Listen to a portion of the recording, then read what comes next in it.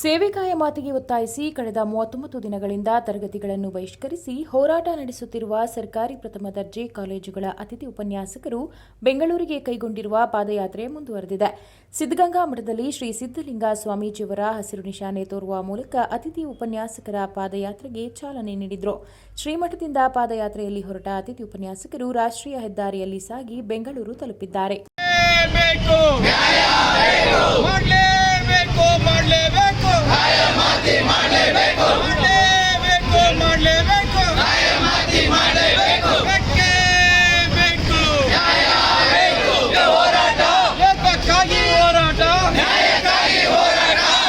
ಹೋರಾಟ